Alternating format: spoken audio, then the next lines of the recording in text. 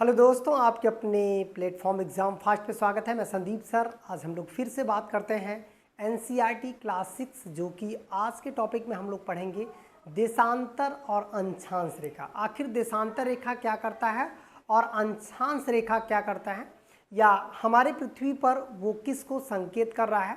तो सबसे पहले हम लोग बात करेंगे कि जैसे अंशांश रेखा जो है वो हमें पूरे पृथ्वी ग्लोब पर स्थितियों के बारे में जानकारी देता है कि हम लोग कहाँ पे हैं।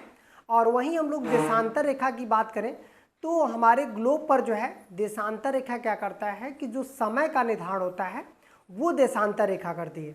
तो चलिए आज के इस सेशन की हम लोग शुरुआत करते हैं कि आखिर ये किसको हम लोग मानते हैं और किस तरह से ये रेखाएं बनती हैं। तो सबसे पहले हम लोगों को ये ध्यान देना है कि ये हमारा ग्लोब है। ये देखिए हमारा ग्लोब है, जो ईस्ट से वेस्ट जाती है रेखा, इसको हम लोग अंशांश कहते हैं। 0 अंश अंशांश शुरू होती है जो पृथ्वी को बीचों बीच होती है। इसके अलावा इस पे मकर रेखा है, कर्क रेखा है, ये सभी रेखाएं क्या है, अंशांश हैं। और एक चीज़ ध्यान रखना है, दूसरी बातें याद रखनी है कि जैसे एक दूसरा ग्लोब देखते हैं और यहाँ से सभी रेखाएं एक दूसरे को जोड़ देते हैं। ये देखिए, इसका मतलब है कि ये आपका नॉर्थ से साउथ की ओर जा रही हैं। तो जो नॉर्थ से साउथ की ओर जो रेखा जा रही है इसको हम लोग क्या बोलते हैं, देशांतर। ये समय का निर्धारण करता है। इसका मतलब है कि समय का निर्धारण कौन सी रेखा करती है और स्थिति का। यदि हम लोग पूर्वी गोलार्ध में हैं कि उत्तरी गोलार्ध में हैं, जो भी चीज़ें हैं ये यहाँ से हमें पता चलेगा कि उत्तरी गोलार्ध में है कि दक्षिणी गोलार्ध में है। वही बातें हम लोग यहाँ पर आएंगे तो ये देशांतर रेखा के बारे में बतलाएगा। तो ठीक है, तो अब हम लोग इसकी बात करते हैं कि जैसे कि अंशांश और देशांतर रेखा को समझने के लिए हम लोग थोड़ी सी बातें इस पर चर्चा करते हैं। जैसे शाब्दिक अर्थ, अक्ष क्या होता है, उत्तरी ध्रुव और दक्षिणी ध्रुव को मिलाने वाली काल्पनिक रेखा जिस पर पृथ्वी घूमती है। इसका मतलब है अक्ष जो है क्या है कि जो उत्तरी ध्रुव है और इसके अलावा दक्षिणी ध्रुव, ये देखिएगा इसको अक्ष बोलेंगे। ये जो ध्रुव को निकालने वाली, जो जोड़ने वाली जो रेखा है उसी को अक्ष बोला जाता है, जिस पर हम लोग देखते हैं कि पृथ्वी घूमा करती है। पृथ्वी जिस पर घूमती है वो अक्ष है। अच्छा, ध्रुव क्या है, काल्पनिक अक्ष के दोनों सिरों पर, मतलब ये जो हमारा अक्ष है इसके दोनों सिरों पर देखिए, चाहे वो नॉर्थ ध्रुव हो, एन हो, चाहे एस हो, इसका मतलब है कि इसी को ध्रुव कहते हैं जिस पर पृथ्वी घूमती है, ध्रुव है।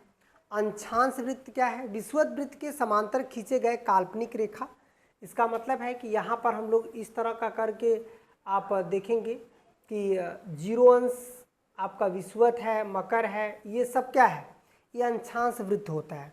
देशांतर वृत्त, ये ध्रुवों के एक दूसरे को मिलाने वाली काल्पनिक रेखा। जैसे आपने यहाँ पर अंशांश वृत्त देखा और वहीं पे आपने ये इसको जो है देखा, जो आपका देशांतर रेखाएं हो जाएंगी। ठीक है, तो ये तो हमारी सभी रेखाएं हो गई और जो काल्पनिक जो शाब्दिक अर्थ होता है उसको हम लोग समझ लिए।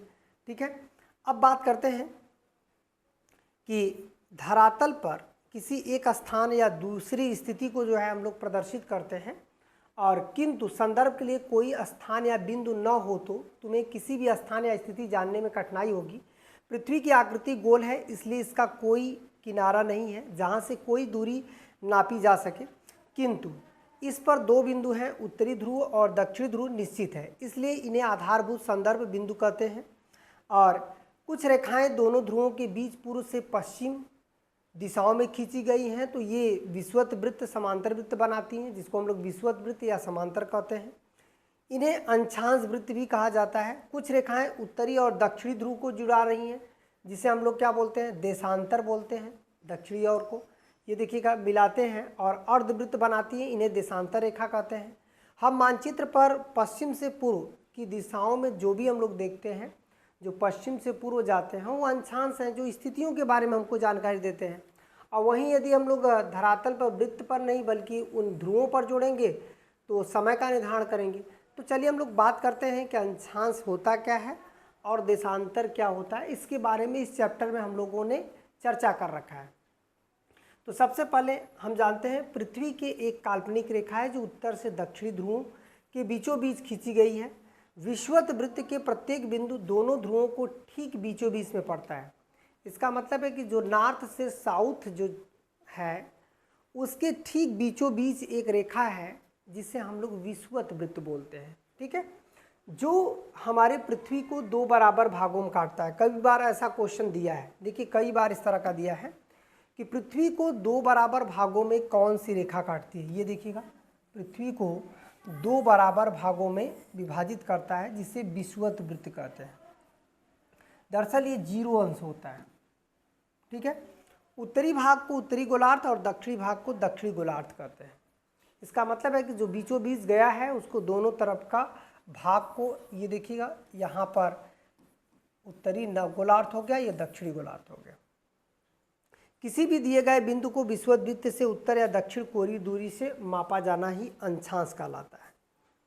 अब बात करते हैं, एक अंश 0 से 60 बराबर भाग में जाते हैं जो प्रत्येक इकाई का 1 मिनट होता है। इसका मतलब ये नहीं होता, इसका मतलब ये होता है कि ध्रुवों की ओर जब हम बढ़ते हैं तो प्रत्येक का एक मान रखे हैं। जैसे एक अंश यदि बढ़ते हैं तो समय दिखाया जाए तो लगभग 4 मिनट के आसपास होता है देशांतर रेखा में, और वहीं जो है दूरी 111 किलोमीटर के आसपास बनती है।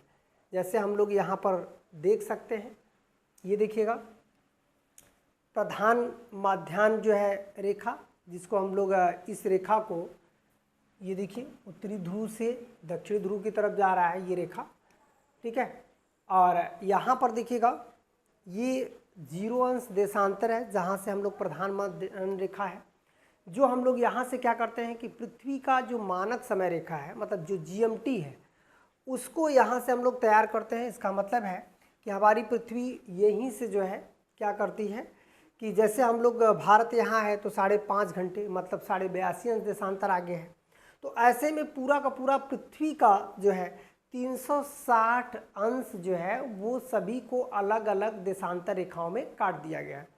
इन देशांतर रेखाओं की लंबाई सभी जगह समान होती है, बल्कि अंशांश रेखा की लंबाई ध्रुवों पर क्या होती है कि सबसे ज़्यादा होती, मतलब सबसे कम होती है, और विषुवत रेखा पर सबसे ज़्यादा होती है। लेकिन वहीं पे हम लोग देशांतर रेखा की लंबाई पूछेंगे तो देशांतर रेखा की लंबाई सभी जगह समान है। दो देशांतरों के बीच की दूरी सबसे ज़्यादा विषुवत रेखा पर होती है। आप देख सकते हैं, सब जब एक केंद्र पर होंगे तो सबसे कम हो जाएगा, और वहीं निचले केंद्र पर होंगे तो भी कम हो जाएगा। तो दो देशांतरों के बीच की दूरी सबसे ज़्यादा कहाँ पे होगी? विषुवत रेखा पर। और वहीं अंशांशों के बीच की दूरी सभी जगह क्या होती है? समान होती है। चाहे वो ध्रुवों की तरफ रहे चाहे विषुवत रेखा की, सभी जगह क्या होगा? समान होगा। आप यहाँ पर देख सकते हैं, इसी को हम लोग विषुवत रेखा या ऐसे करके काटते चले जाइए। देखिए एक एक बराबर कटता चला जा रहा है। ठीक है, पूरा पृथ्वी का एक बराबर 360 अंश कट जाएगा। चलिए, एक पुनः जो है हम लोग 60 बराबर भागों में विभाजित किया जाता है। प्रत्येक इकाई को 1 सेकेंड, मतलब जो भी मानक रखते हैं वो कह सकते हैं। विषुवत वृत्त 0 अंश अंशांक को प्रदर्शित करता है। विषुवत वृत्त के दोनों ओर किसी भी ध्रुव की धुरी की परिधि का 1/4 भाग होता है। दूसरे शब्दों में 360 का 1/4 मतलब 90 अंश। ठीक है, 90 अंश मापा जाता है। तो 90 अंश उत्तरी, 90 अंश उत्तरी ध्रुव और 90 अंश दक्षिणी ध्रुव, इस तरह से हम लोग विषुवत वृत्त को काटते हैं। इस प्रकार विषुवत वृत्त के उत्तर सभी अंशांश तथा दक्षिण में सभी अंशांश कहलाते हैं, और प्रत्येक अंशांश के मान के साथ उत्तरी और दक्षिणी शब्द लिखा जाता है। सामान्यतः उत्तरी के लिए उ और दक्षिणी के लिए द भी लिखा जाता है, जो कि हम लोग सामान्य तरीके से जानते हैं। ठीक है, अब देखिए, अब यहाँ पर हम लोग कहते हैं पहला विषुवत वृत्त जो 10 अंश उत्तर में है और दूसरा 10 अंश दक्षिण में है, इसलिए हम कहते हैं एड़ाकुलम 10 उत्तरी और उत्तरी अंशांश स्थित है, और लिडी जो कि आपका 10 अंश दक्षिणी अंशांश पर स्थित है। अब यहाँ पर हम लोग ये कह सकते हैं कि प्रमुख अंशांश वृत्त क्या है? पृथ्वी पर खींचे गए अंशांश वृत्तों में विषुवत, अंशांश वृत्तों में विषुवत सबसे बड़ा है, और इसके अतिरिक्त कुछ अन्य महत्वपूर्ण अंशांश भी हैं और विशेष नाम दिए गए हैं। आप कर्क रेखा उत्तरी गोलार्ध में एक महत्वपूर्ण अंशांश वृत्त है। मतलब कर्क रेखा जो होता है 23.5 अंश पे है, वो कहाँ होता है? उत्तरी पर है। जैसे हम लोग भारत क्या है कि 23.5 अंश उत्तरी पर है, और वहीं ऑस्ट्रेलिया क्या है 23.5 अंश दक्षिणी पर, मतलब मकर रेखा पे है। अब यहाँ पर मानचित्र में हम ध्यान से देखें तो वृत्त के देश के लगभग बीचों बीच पूर्व से पश्चिम दिशा में दूसरा प्रमुख मकर है जो 23.5 अंश है, जो समान है, जो दक्षिणी गोलार्ध में है, ठीक है, जो दक्षिणी गोलार्ध में है। वहीं अंशांश और देशांतर की स्थिति अंटार्कटिका पर देखें तो अंटार्कटिका पर ये देखिएगा, अंटार्कटिका पर 66.5 अंश की दूरी पर होता है। अंटार्कटिका 66.5 आर्कटिक के समान है, लेकिन दक्षिणी गोलार्ध में है। पृथ्वी के ताप कटिबंध दरअसल क्या होता है ना, पृथ्वी का जो टेम्परेचर होता है वो अंशांश रेखा के आधार पर ही निर्धारित होता है। जैसे ज़्यादा टेम्परेचर कहाँ होगा, जहाँ पे विषुवत रेखा होगा, उससे कम कर्क रेखा, मकर रेखा, उससे भी कम आप देखेंगे और आपके आएगा शीतोष्ण कटिबंधी, शीत कटिबंधी। ऐसे करके आप देखेंगे कि जितना आप ध्रुवों की तरफ जाएंगे पृथ्वी पर टेम्परेचर क्या होगा, उतना ही कम होता जाएगा। जितना विषुवत रेखा के पास आएंगे उतना ही पृथ्वी पर टेम्परेचर बढ़ता जाएगा। तो ये स्थितियाँ जो है बनती हैं पृथ्वी पर। और वहीं देखिए अंशांशों पर मध्याह्न सूर्य के वर्ष में कम से कम एक बार ठीक सिर के ऊपर होता है, इसलिए इस क्षेत्र में अधिक गर्मी प्राप्त होती है। इसे उष्णकटिबंधी कहते हैं, ठीक है। कर्क रेखा के उत्तर और मकर रेखा के दक्षिण में मध्याह्न का सूर्य कभी भी ठीक सिर के ऊपर में चमकता है। ध्रुवों की ओर सूर्य की किरणों का कोण घटता जाता है, इसलिए परिणाम स्वरूप उत्तरी गोलार्ध में कर्क वृत्त और आर्कटिक वृत्त के बीच और दक्षिणी गोलार्ध में मकर वृत्त और आर्कटिक बीच के बीच जो है साधारण तापमान रहता है। इसका मतलब है कि जो आप देख सकते हैं कि जैसे ही आप आर्कटिक और वहाँ पे जाएंगे तो वहाँ पे टेम्परेचर बहुत कम होगा। इसे शीतोष्ण कटिबंधी कहते हैं। आप देख सकते हैं इस चित्र में जो हमारे पास टेम्परेचर है, मतलब सूर्य की किरणें सीधे पड़ सकती हैं। तो सूर्य की किरणें देखिए सीधे पड़ने का मतलब होता है कि कहाँ पे सूर्य की किरणें सीधे पड़ेंगी, यहाँ पर देखिए पड़ेंगी 23.5 अंश नॉर्थ हो गया, 23.5 अंश साउथ हो गया। फिर इसके बाद देखिए दक्षिणी शीतोष्ण कटिबंधी और उत्तरी शीतोष्ण कटिबंधी, यहाँ पे सूर्य की किरणें क्या होती हैं, तिरछी होती हैं। 66.5 से 66.5 यहाँ पर सूर्य जो है क्या होता है, तिरछा दिखाई देता है। और वहीं स्थिति यहाँ पर भी है। और वहीं दक्षिणी शीत कटिबंधी मतलब यहाँ पर माइनसे में टेम्परेचर रहेगा, यहाँ दोनों पर 66.5 अंश से चले जाइए तो ये दक्षिणी शीत कटिबंधी होता है। अब समझ में आ गया, पृथ्वी का जो टेम्परेचर यहाँ पर उष्ण कटिबंधी होगा, उसके ऊपर जो है उत्तरी शीतोष्ण होगा, फिर आपका शीत हो जाएगा। तो इस तरह से हमारा जो है पृथ्वी का टेम्परेचर हो जाएगा। अब देखिए फिर इसके बाद आप यहाँ से देखेंगे कि जो हमारी पृथ्वी की स्थितियाँ हैं, जैसे उत्तरी गोलार्ध में आर्कटिक वृत्त और ध्रुवीय तथा दक्षिणी गोलार्ध में आर्कटिक वृत्त दक्षिणी ध्रुव के बीच के क्षेत्रों को बहुत ठंडा। इसका मतलब है कि ध्रुवों पर आप जाएंगे तो काफ़ी ठंडा होता है। इसका कारण है कि सूर्य क्षितिज के उत्तर नहीं जाता है। आप समझ सकते हैं कि सूर्य की किरणें वहाँ पर सीधे नहीं पड़ती हैं, सूर्य की किरणें बहुत ही तिरछी पड़ती हैं, जिसके कारण यहाँ शीत कटिबंधी कहा जाता है। देशांतर किसी स्थान की स्थिति निर्धारित करने के लिए और अंशांश के जो है अतिरिक्त कुछ अन्य बातों की जानकारी भी जरूरी है। और उदाहरण के लिए हैदराबाद, पाकिस्तान, इलाहाबाद, ये 25.25 उत्तरीय स्थिति पर इनकी बिल्कुल सही स्थिति ज्ञात करने के लिए जानना जरूरी है हमारा। नगर उत्तरी ध्रुव और दक्षिणी ध्रुव को मिलाने वाली संदर्भ रेखा पूर्व से पश्चिम कितनी दूरी पर है और वहाँ पर कितना समय बनेगा, ये सब कुछ क्या निर्धारित करेगा, ये सब कुछ आपका देशांतर रेखा निर्धारित। ध्रुवों की ओर एक बिंदु के मिल जाता है। अंशांश वृत्तों के विपरीत देशांतर रेखा की लंबाई बराबर होती है। इसका मतलब है कि जैसे अंशांश रेखा की लंबाई जो है विषुवत रेखा पर सबसे ज़्यादा होती है और ध्रुवों की तरफ कम होती है, और वहीं देशांतर रेखा की लंबाई सभी जगह बराबर होती है। ये बार बार क्वेश्चन दिया है। वहीं देखिएगा इसे प्रधान मध्याह्न रेखा कहते हैं, जिसका देशांतर 0 है। मतलब ये लंदन से लिया गया है, जिसे ग्रीनविच मीन टाइम कहते हैं, GMT, वो 0 है। इससे हम 180 अंश पूर्व और 180 अंश पश्चिम देशांतर की गणना भी करते हैं, और यहीं से हम लोग दिन का और तिथि का निर्धारण करते हैं। ठीक है, अब देखिएगा ये हो गया। इसलिए किसी भी स्थान के देशांतर के मान के पूर्व या पश्चिम अंकित किया जाता है। जैसे यदि हम जबलपुर देशांतर बताना है तो उसे ग्रीनविच पर 80 अंश पूर्व में स्थित है, तो हम कहेंगे इसका देशांतर 80 अंश पूर्व है। वहीं देशांतरों के संबंध में एक रोचक बात यह है कि 180 अंश पूर्व 180 अंश पश्चिम देशांतर एक ही होता है। ये देखिएगा, जैसे आप देखेंगे कि ये मध्याह्न रेखा है 0। अब यहाँ से 180 चले जाइए, यहाँ से 180 चले, तो दोनों तो सेम हो जाएगा।